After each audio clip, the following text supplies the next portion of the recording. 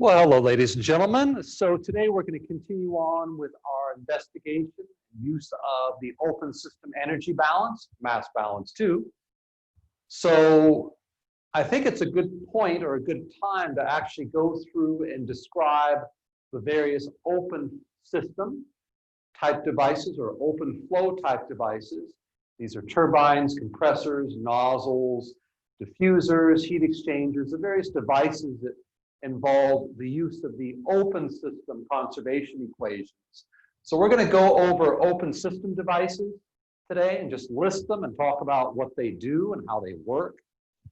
And then we're going to spend the rest of the class doing an example or two involving the open system energy balance. Okay? So let's look at open system devices.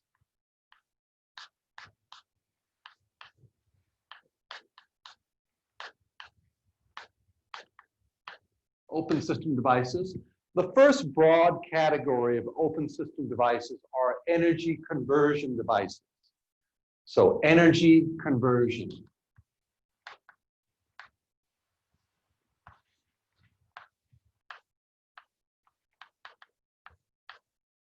For example, conversion of internal energy. So example, devices that convert internal energy to kinetic energy or vice versa.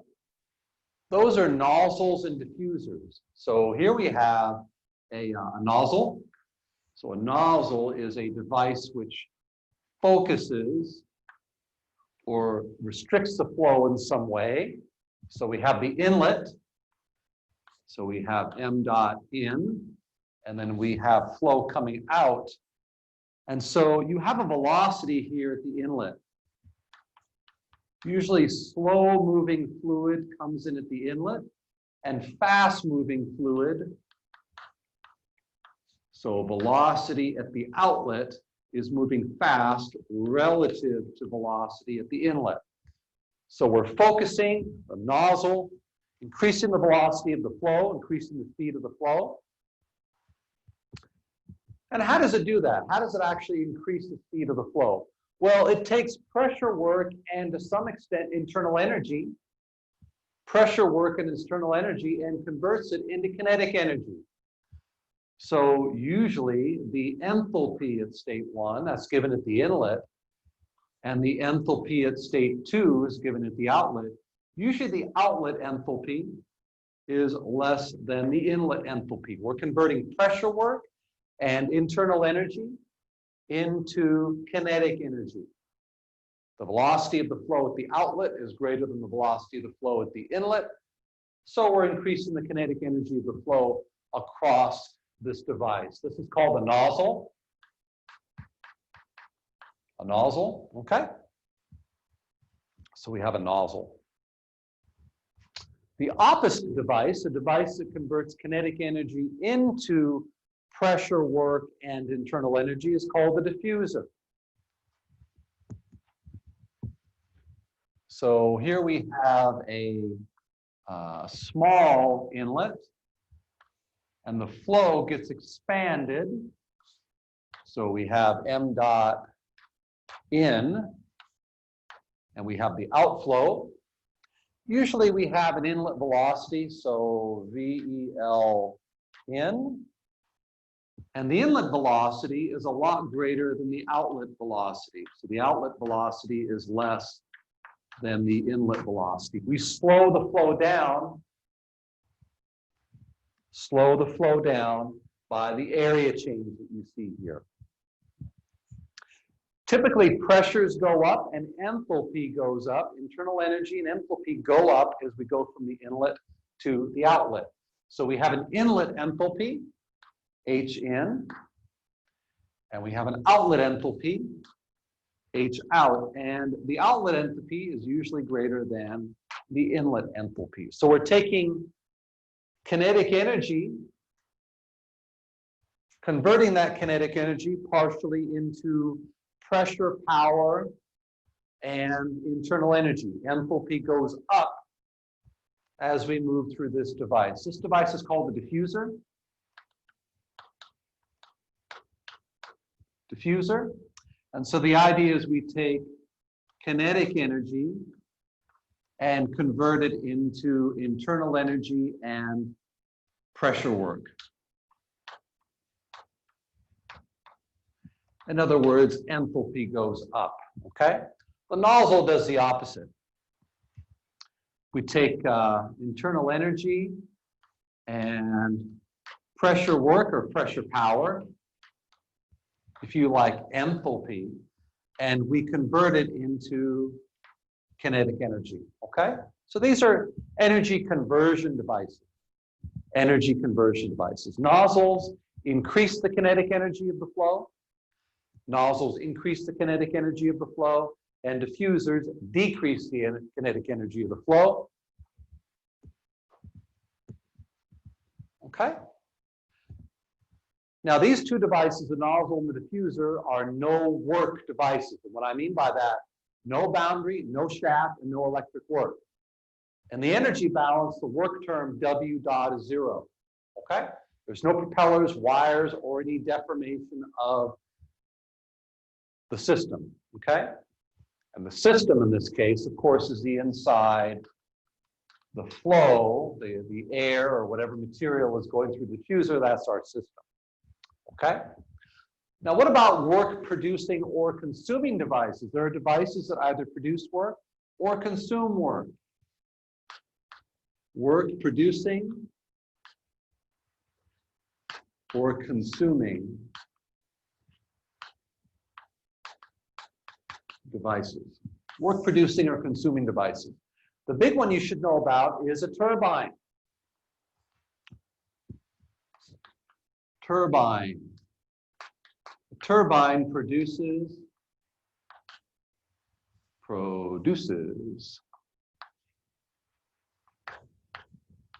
work or power. Okay? Turbine produces work or power. It takes enthalpy, in other words, internal energy and pressure power, and converts it into some kind of work. So here we have the inlet, and here we have the outlet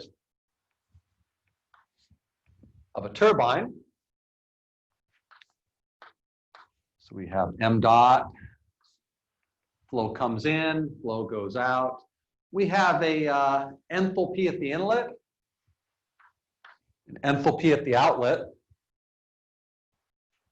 And the idea is the outlet enthalpy is usually less than the inlet enthalpy.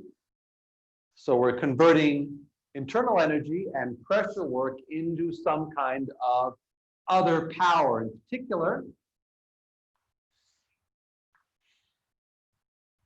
we have a propeller in here, and it is producing W dot shaft. Okay? So we have some sort of propeller in there that's spinning, extracting energy from the flow and producing shaft power. Often these turbines are adiabatic. If they're insulated, they're adiabatic. So Q dot is usually 0, although not always, not always. So that's a work producing device. Typically, pressure at the inlet is greater than pressure at the outlet. Okay, pressure in is greater than pressure out. So we're converting pressure power and internal energy, in other words, enthalpy. We're converting enthalpy into some kind of a shaft work, okay? Then we've got compressor. Compressor. A compressor consumes power or work.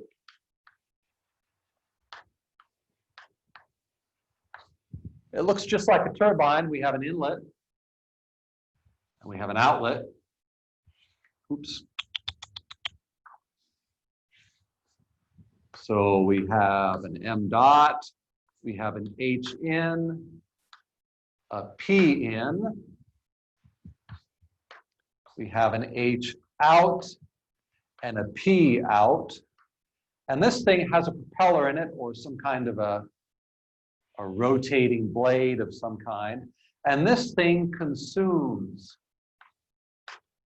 consumes shaft work. So W dot shaft, it consumes shaft work, and it does work, therefore, on the flow. So we're taking work, and we're resulting in an increase in pressure power and an increase in internal energy. So the outlet enthalpy is greater than the inlet enthalpy, and typically it results in a pressure rise. We're pressurizing or compressing the flow, so the outlet pressure is greater than the inlet pressure, okay? So a compressor pressurizes the flow, increases the pressure, as a result, increasing the enthalpy and internal energy of the flow, typically.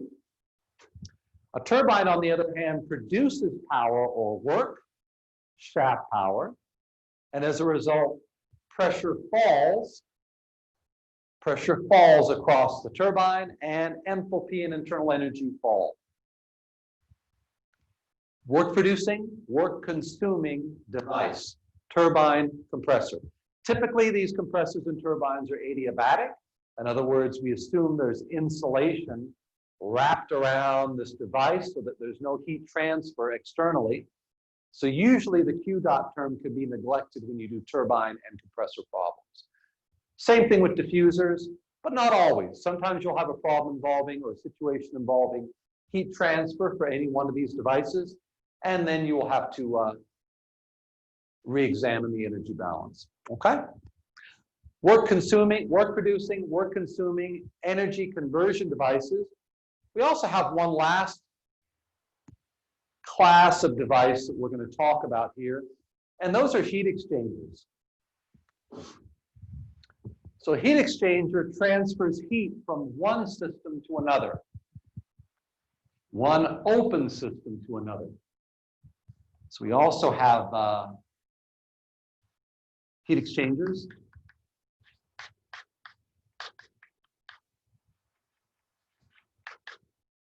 Heat exchangers. So let's say we have a device that looks like the following.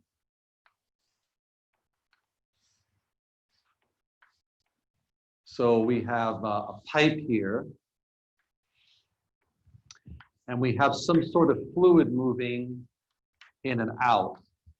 So we have an M dot there, okay? Now this fluid comes in at some temperature, I don't know. I'll call it T in, and it leaves at some temperature T out. Now, why would the temperatures be different? Aside from the fact that maybe the flow is accelerating and maybe we're converting some of the internal into kinetic energy. Well, let's say we have another pipe here in which we're pumping a hot or a cold fluid. Okay, maybe this is a coolant of some kind, M dot coolant. So we have some sort of a cold fluid being piped in through this pipe. And because we have a cold pipe and maybe a warm material, there is a heat transfer from the warm material to the coolant. Okay, so we have some sort of material that we're trying to cool, and we're cooling it using some sort of a coolant.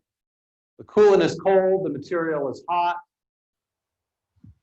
So in this case, presumably, T out is less than T in. So this would be some kind of a cooling or a chilling device that cools the main flow. Whatever this M dot is, it cools the main flow down using some sort of a coolant. So that's another device, heat exchanger. Let's go over this again. Energy conversion devices, devices that convert internal energy and pressure work into kinetic energy, nozzles and diffusers. And then we have work-consuming and producing devices. A turbine produces work by converting internal energy and pressure power into shaft power. A compressor does the opposite. You do shaft work, or you apply shaft power to a fluid in the compressor as it passes through, and it converts it into pressure work and internal energy. Heat exchanger transfers heat between two different fluids, okay? So these are some open, very common open flow devices.